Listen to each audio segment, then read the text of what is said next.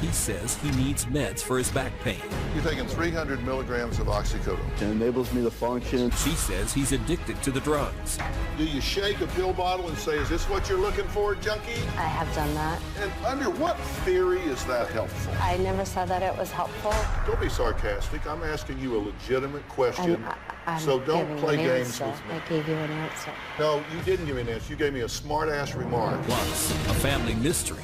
I kept the secret for 25 years. Revealed at last. She not only knew her dad had faked his death, she actually helped him plan it. Let's do it. Why don't we stop all the drama, stop all the fighting, and let's go get you better. Here we go. Have a good show, everybody. If I can help get this family back on track, are you willing to do that? Pretty free. Take it. This is going to be a changing day in your life.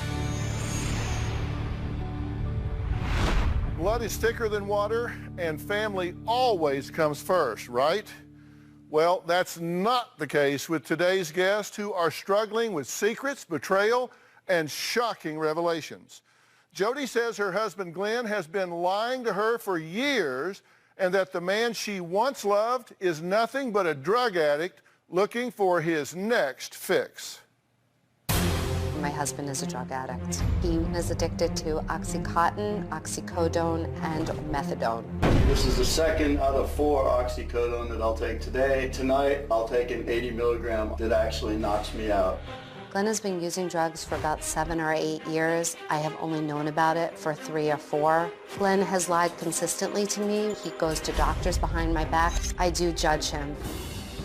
It wasn't until I got an insurance letter in the mail that I first saw the word Oxycontin. Glenn just quickly went into his rationale. It is medicine. I need it for my back. I am not a drug addict.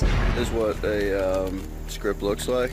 It's cost about well over $1,000 for 60 pills. The amount of drugs that he takes is no different than a regular addict. The Glenn that I married was not a liar then. He was not sneaky. This Glenn is not somebody that I recognize anymore. I would notice cash missing and ask him where he spent it. He would make up things that really made no sense. I realized that he was paying cash for drugs. Glenn always tells me that I am not very sympathetic to his situation, that if I had cancer, would I kick him out because he's on chemo. I have met with a divorce attorney to find out what my options are. If something doesn't change, I'm going to lose my mind. I can't do this anymore.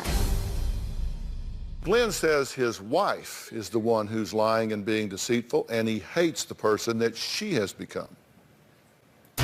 Jody thinks I'm a drug addict because I take Oxycontin and oxycodone, which is prescribed for a long-term back injury. It's something that I need to tolerate the pain. So I take 1 Oxycontin in the morning and 4 throughout the day, and another at night. I'm gonna have to take my medication pretty soon. Jody was lying about me taking pain medication and her not knowing. She really doesn't have any sympathy. Jody hasn't said a nice thing to me in the last 5 years. Calls me a piece of a loser, a drug addict. Jody has absolutely poisoned the kids. She shakes the pills and said, you know, hey, drug addict, is this what you want? You need your fix? In front of my kids. When I heard that she filed for divorce, I was totally blindsided, and I slept in the truck stop for 5 days, no food, no money, nothing. And I came back and walked in the door, and she told me that she's going to call the police. She said that, don't eat my food, and that killed me. September 4th was our 24th anniversary. I don't think you throw away 24 years so easily.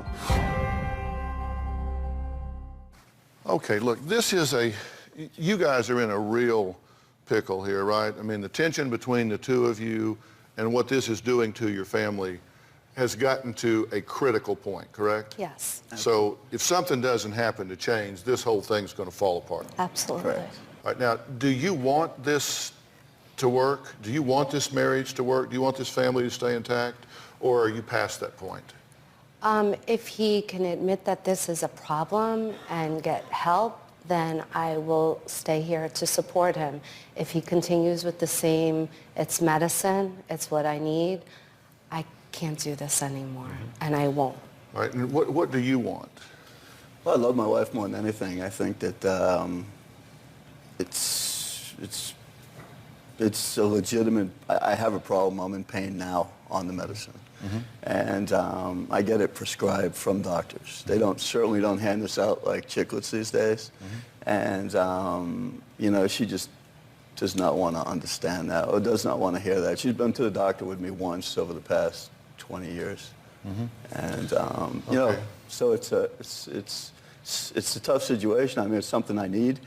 But when you're called a drug addict over and over in front of your kids, it's kind of tough. Well, he says that you have been very difficult to deal with about this. And tell me, what do you guys want from me? Listen, because I'm going to tell you what I want from you, but I want to know what you want from me.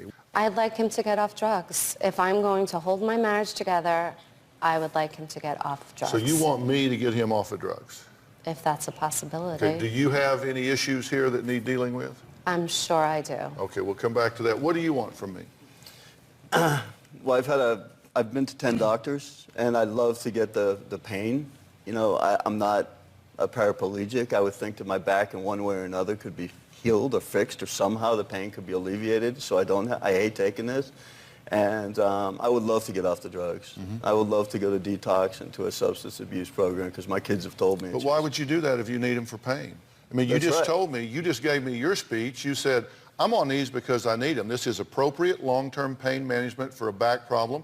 I've got legitimate prescribed drugs from legitimate physicians, but I want you to put me in a substance abuse program. Are you an abuser or are you not? No, I'm not. But you know what? In order to keep my family, she just told you she wants me off drugs. You know, I need to get off drugs to keep my family. Okay, because here's what needs to, look. Have you seen this show before? Yes, sir. You watched the show? I have. Have you seen the show before? Yes, I have. A time or two or a lot? Well, she's seen it a lot more than I have. I've seen it about 5 or 6 times. 5 or 6 times. Sucker. No. Just kidding. I'm just kidding. I'm being honest. No, well, let me be honest. Look, it's like you guys are down in the trench and you're fighting and you're fighting and you're fighting, and then I come in completely objective. I don't have a dog in the hunt here. I'm not vested. I don't owe you anything. I don't owe you anything. I just come in and assess the situation and tell you what I see, and then I try to put verbs in my sentences so you know what I think you need to do. Okay, would you like that from me? I would. Would you like that Absolutely. from me? You don't have to do it. No, I think mean, you can leave here and say, you know, bald-headed sumbitch doesn't know anything. It's okay. I mean, seriously, you can. I've been called worse. I've been called worse probably today. So, you know, I don't play to be politically correct. I'm just going to tell you the truth, and then you do what you want to with it. So I'm going to tell you what I think, and then we'll see what you're going to do. I'm going to start with you, because I think you believe you are a victim of a drug addict that has wrecked your family. And what I'm going to tell you is you got as much ownership in it as he does. And I'm going to tell you why right after the break.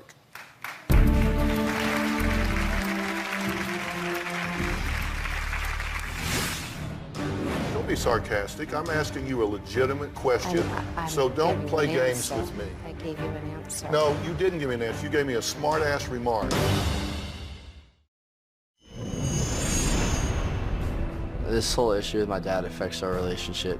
I wish that the drugs didn't exist. I wish he didn't have to take them. What are you taking this semester anyway? That is the reason why everything is the way it is. We are definitely put in the middle of our parents arguing, of our parents' marriage. They talk through us. Yeah. They don't talk to each other. We're dead center. Half of our conversations are talking to each other to come up with plans to get them to not act like 2-year-olds for 2 seconds. I want my mom to be happy. And I think she's come to terms with the fact that maybe it's not possible. It's going to tear us apart if we're forced to choose sides. We're talking about families torn apart by lies and deceit.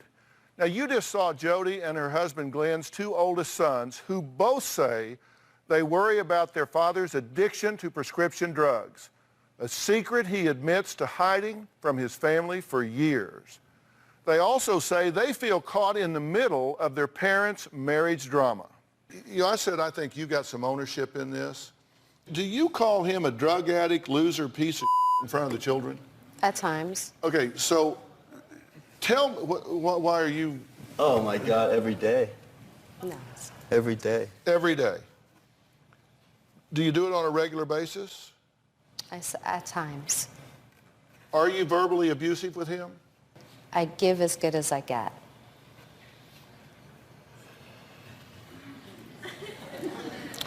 Do you shake a pill bottle and say, is this what you're looking for, junkie? I have done that.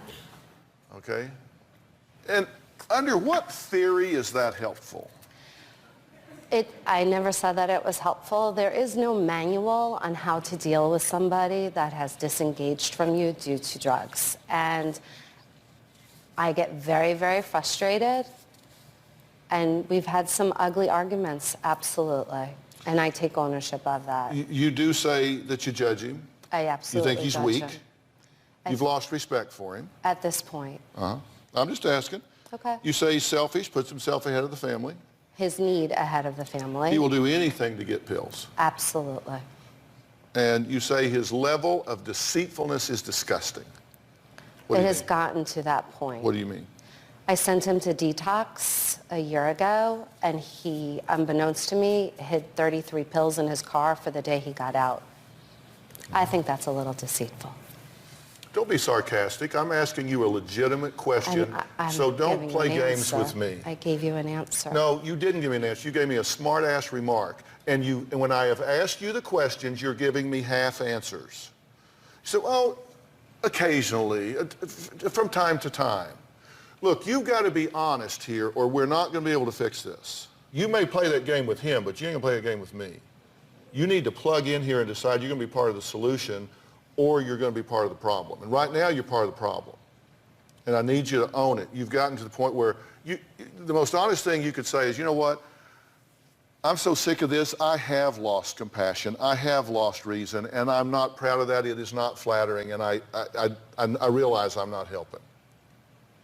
Would you agree with that statement? I would absolutely agree with that. Okay, then we're friends again.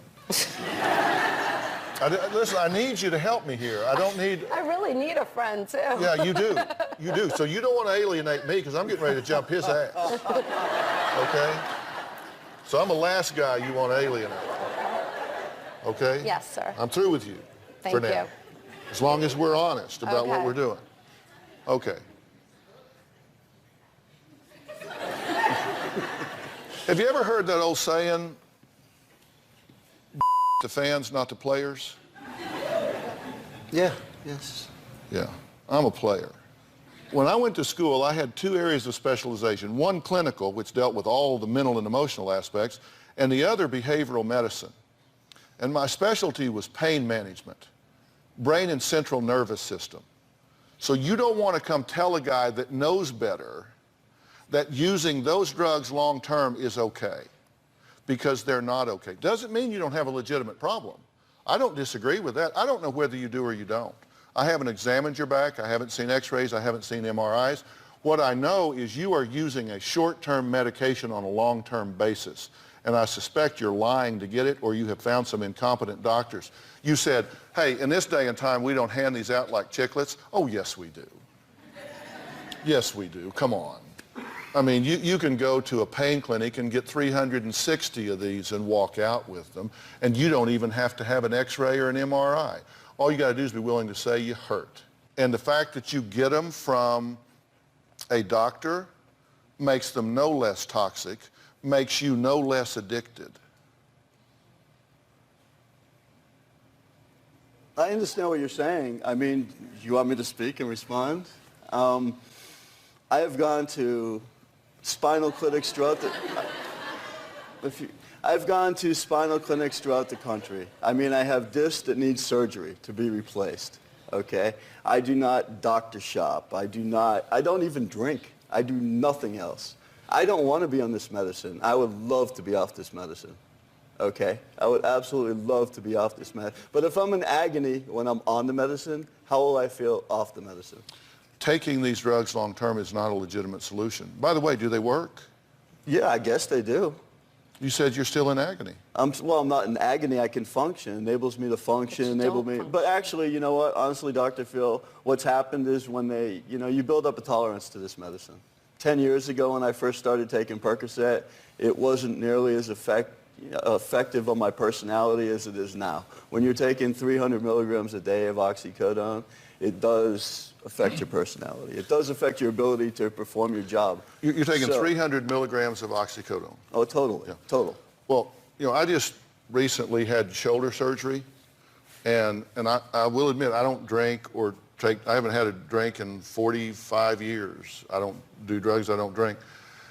And they gave me, Robin will attest to this, they gave me 5 milligrams. And they said, you know, when the numbness wears off, you need to take this. And so I did, I took it. And it was like 1 in the afternoon, and I remember saying, I need to get up and go downstairs. And I didn't go to sleep, I just sat there. And then I looked at my watch and I said, it's 4:30. I need to get up and go downstairs. I've been sitting there for 3.5 hours staring at the wall on 5 milligrams, to the point, she will attest, I said, I just can't take these anymore. You're just going to get me an ice bag or something. I'm a zombie. On 5, you're taking 300. Correct. Are you kidding me? That means you have built up a tolerance to this medication that it is no longer even remotely doing what it was intended to do. It's no longer a treatment for your back pain. It has just become something that you've developed a dependency on. It isn't helping you. You need something that will help you for this, and that's not it. Okay, that's why we're here. But I'm just telling you the truth. I mean, all right, let's take a break, and then I'm gonna say what I think needs to happen next. I will be clear, you will not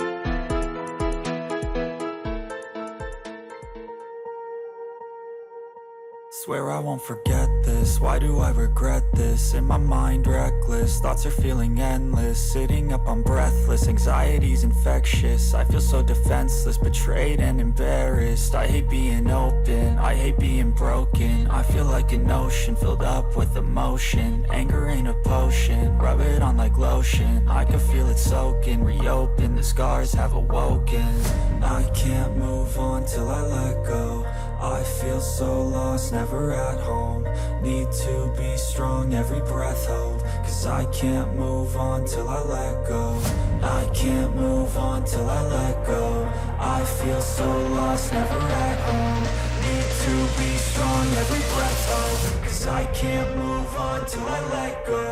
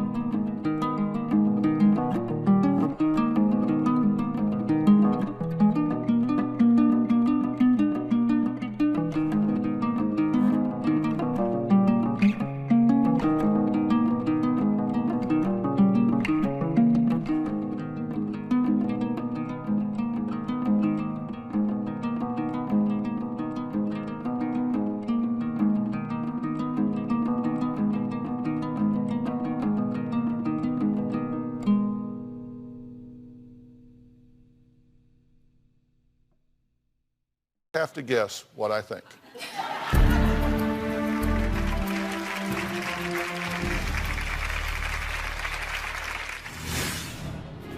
You've got to lean forward to get off of these drugs. And if that means drug test or whatever, so she has confidence that you are being legitimate, not hiding 33 pills in your car, that would never happen with an intervention I did, because we would search your car. We would take the handles off of your luggage and empty them out and see what's in there. I didn't just fall off a load of turnips.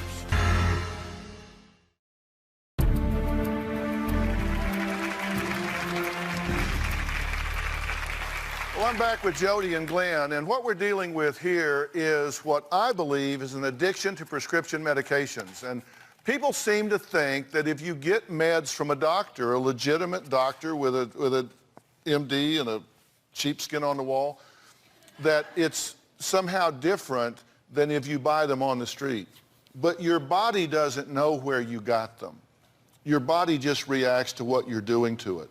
And what you're telling me you're taking here is abuse of these medications. And any doctor that is giving you these with the knowledge that you've been on them for 10 years, I would love to chat with.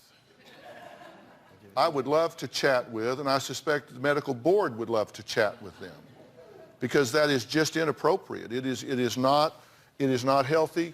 It's not good. You're not helping by demeaning him, calling him names, putting him down, and certainly not doing that in front of his children. Come on. You have an illegitimate reaction to a legitimate concern. Your concern is legitimate. Your reaction is not legitimate. What would have been a legitimate reaction? What would have been a legitimate reaction would be to challenge his physicians, to come up with alternative intervention protocols. What would have been a legitimate reaction is to have a no-kidding, supportive, heart-to-heart conversation with him about his addiction, not once, not twice, not 3 times, not 5 times, until. You never surrender to the disease of addiction, not ever. If it takes 10 times, you do it 10 times. If it takes 11, you do 11. If it takes 111, you do it 111. But listen, I want to talk to you just man to man here. This is headed nowhere for you. Your back pain, if it is legitimate, and as I say, I'm assuming it is, and I've had severe back pain. I've got blown out disc. I've had it treated without taking those pills, and it got resolved. And, you know, we're like a couple of women. I'll show you yours, you show me mine. I got this scar over here, and see this here. I'm gonna bet mine's as bad as yours, but everybody's different. If you have the problem, you deserve to be free of it. I know how it just wears you out. It just, I get it. You're just miserable. You shouldn't have to suffer with that. You shouldn't have to be where you just can't get comfortable. It never turns you loose. It just constantly nags and nags at you. And you get tired of that, don't you? I get tired of that, and I get tired of the effects of the medicine as well. Yeah. You get tired of that kind of being in half trance? Yeah. Now, I don't know what needs to happen here, but I believe half the solution to any problem lies in defining it. And if you will work with me on this, I am willing to get involved with you and help figure out what's going on. Now, there is a neurosurgeon at Cedars Hospital, and his name is Dr. Patrick Johnson, and I believe he would probably be on the short list of the best neurosurgeons in the country, and he specializes in spine and spinal pain. He is the best there is. He's my doctor. I've used him. He's been an expert on the show. He is the best of the best. And I don't want to just get you off of the drugs and then leave you writhing in pain. If it's legitimate, that's just trading problems. That's not what I want to do. I want to find out what is really wrong with you and find out what the appropriate treatment protocol for that is. And the first thing that's going to have to happen once that's done is you're going to have to get off these drugs, you're going to have to detox, and you're going to have to use alternative interventions. Will you do that with me? Absolutely, thank you. Absolutely. Will you do that with me? Yes, I will sir. send you to this guy that is the best of the best, I've already talked to him. He has agreed to see you. And when that happens, you've got to lean forward to get off of these drugs. I will do And that. I mean do it in a serious and committed way. And if that means drug test or whatever, so she has confidence that you are being legitimate and not hiding 33 pills in your car, that would never happen with an intervention I did, because we would search your car. We would take the handles off of your luggage and empty them out and see what's in there. We would pull off the heels of your shoes. We would do everything. I didn't just fall off a load of turnips. But you get involved with me, you're going to wind up off the drugs and with answers about your back. Well, thank you Serious. very much. All I right. appreciate it. Next, a woman who says the unthinkable happened to her husband at the hands of the most unlikely person. He was sitting outside of his garage, him and his wife, in lawn chairs. My daughter came running to the house saying so-and-so shot Dad.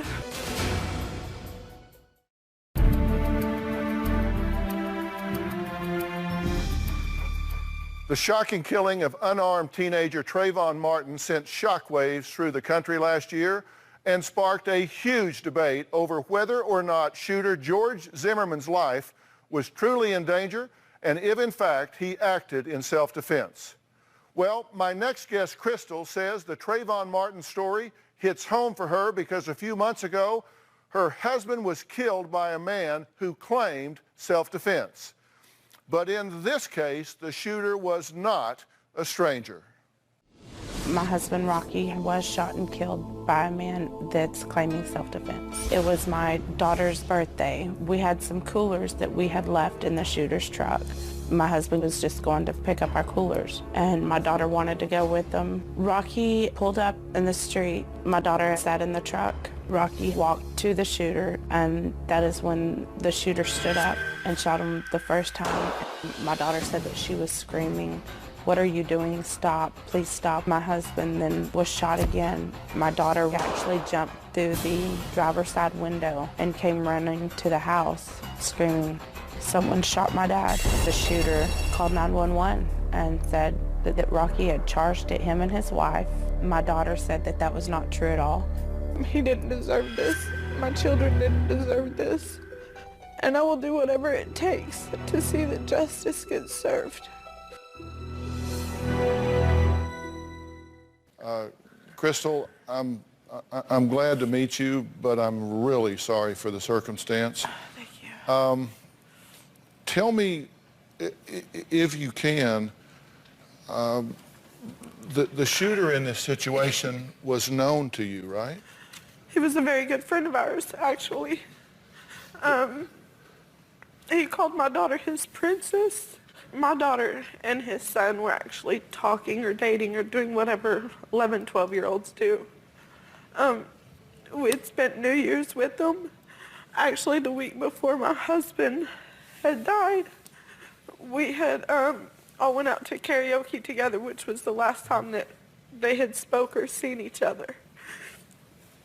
My husband was a driller on an oil field, in the oil field, so when he left from Wednesdays to Wednesdays, Tuesday night we had been with the shooter.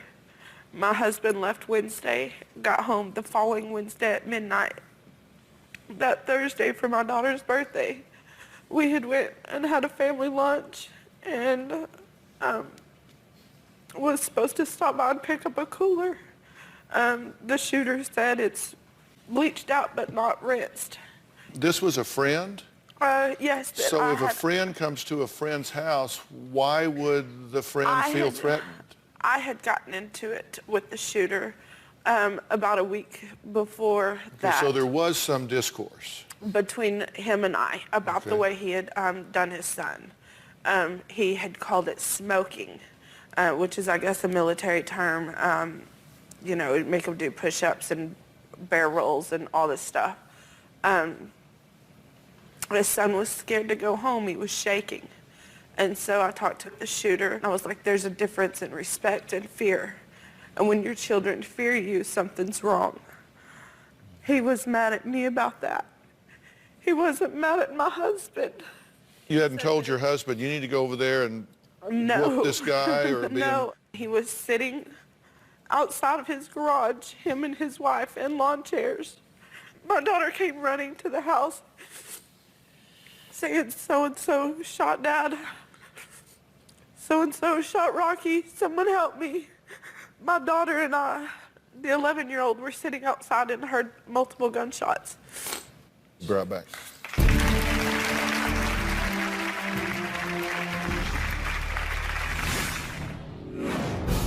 I don't know how to go on when the other half of me is already gone. We're just at a standstill. We don't know what to do or how to live without him. He was our hero.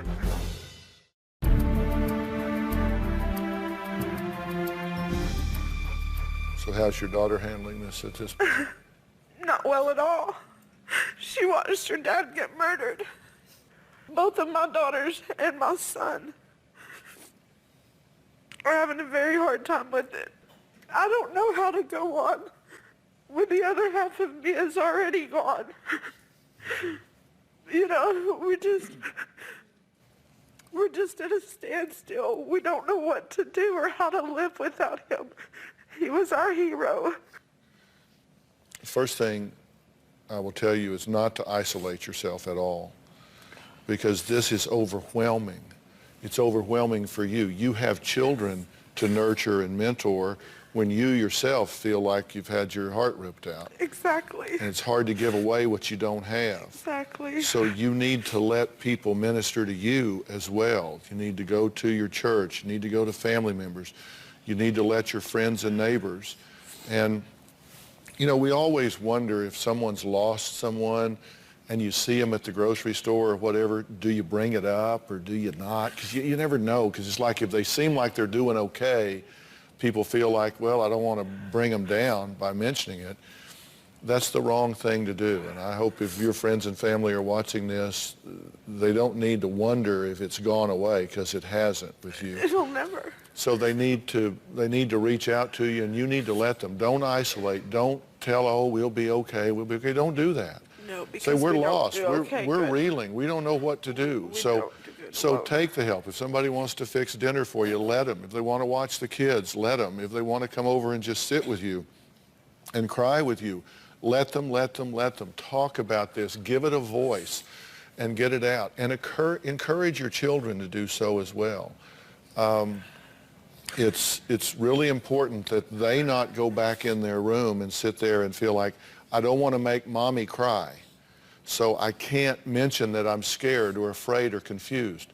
Let them know it's okay that we cry. We cry together. We cry as a family. Yeah, and let them know that.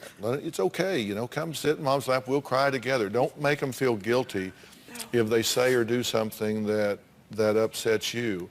And don't you feel guilty about them seeing you cry. What you're doing is modeling for them when we lose things we love, when we lose people we love, we do hurt, we do cry, and they will also observe you survive, and so they learn it hurts and we cry, but we do get past it. We are resilient. We do move on. So I encourage you to reach out, not be isolated, talk to your children a lot, and go on a mission. You will find strength and purpose. And that's why I say you need to talk about this. And you need some very specific professional support from a skilled grief counselor. And with your permission, I'm going to arrange that for you and for your children. Wonderful. I'm going to arrange that for you and your children. My father finally decided that he would go on a fishing trip and fake his death by drowning, and it worked. No one could catch him.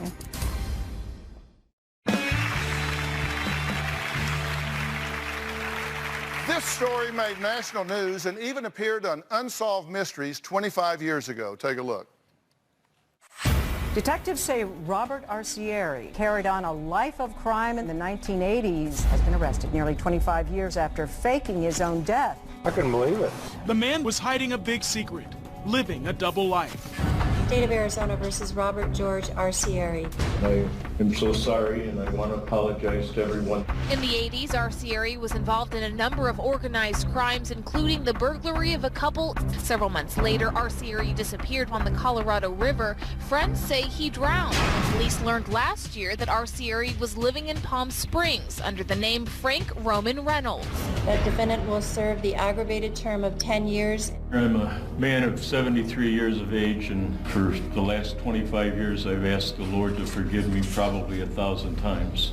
The convicted con man pleaded guilty to solicitation to commit murder, armed robbery, and conspiring to commit theft. You never know who your neighbors are. Well, today, for the first time, Robert's daughter is exclusively speaking out. She is here to admit that she not only knew her dad had faked his death, but she actually helped him plan it.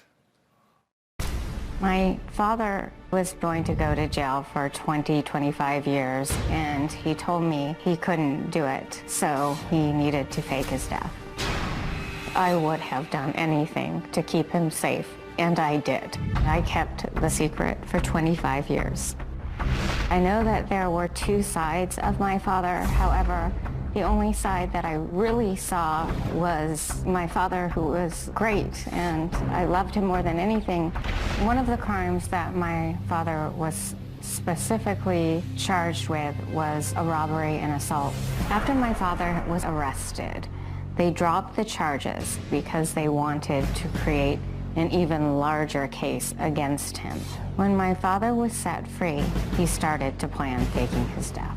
My father told me several different scenarios of how to fake his death, and some of them were just too unrealistic. My father finally decided that he would go on a fishing trip and fake his death by drowning. He went in horrible weather conditions, and he had bought a small motorhome. Once he got out of the water, he could just walk a few miles, get into the motorhome, drive away. And it worked. No one could catch him. Well, for 25 years, Christine knew where her father was when no one else did. So why did she turn him into the police only a year ago? I saw my father about 6 months after he disappeared. I was so happy to see my father again, but I couldn't have imagined how it would have affected the rest of my life. I was very torn, and I felt extreme guilt and shame. I had to lie to everyone to cover up for my father. I was living two different lives because I was visiting my father, but then I'd go back to my life, and it caused me to have anxiety attacks and depression. When I would go to doctors and try and get help, I couldn't even tell them because my dad had warned me, if you tell anyone about this, they might be obligated by law to actually tell the truth.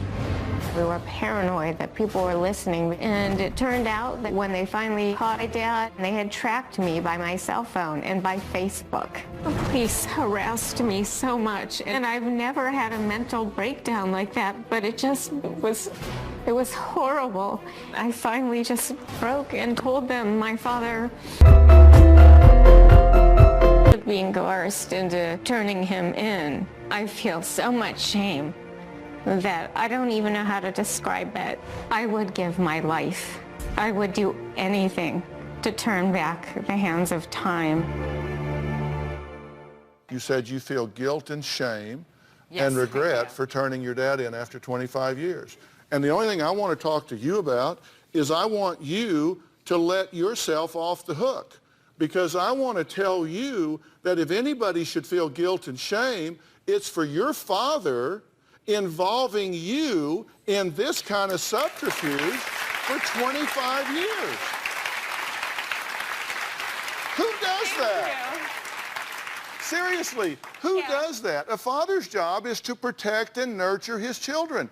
A father doesn't go involve his daughter in some felony fraud against the government and then involve her in it so she carries that burden for 25 years, and then she finally collapses under it and then gets to spend the rest of her life feeling guilty because she couldn't shoulder the burden.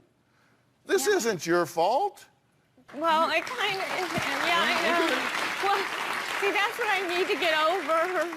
Yeah. You're a lot smarter than me, and I really need to get over that. Well, I don't know about that, but yeah, I don't know. I don't know if I'm smarter than you, but I'm smart enough to see, because I'm not involved in it, that the inappropriateness here was your father involving you in this, and that was not appropriate for him. It shouldn't have been done.